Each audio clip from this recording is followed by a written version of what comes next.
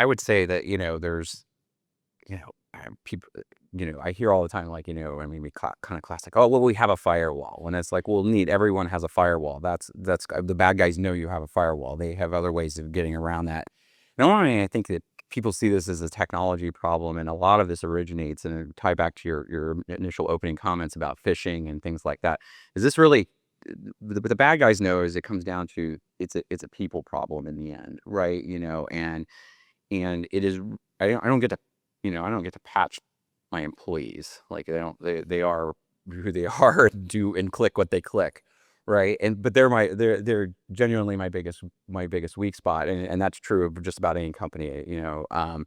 And so ultimately the bad guys know this too. They're well researched. They know what they're doing. And so they're really able to, like, take advantage and exploit, through like social engineering, phishing, some of the latest things that we're seeing. A group called Scattered Spider is really good at calling up help desks and impersonating, either another part of the help desk or another part of the organization or an executive, and saying, oh, I'm the CEO and I need my laptop up right now, and I got to have the password. And the help desk, like, oh, absolutely, we're going to help the CEO, of course, like, let's get the CEO back online right away.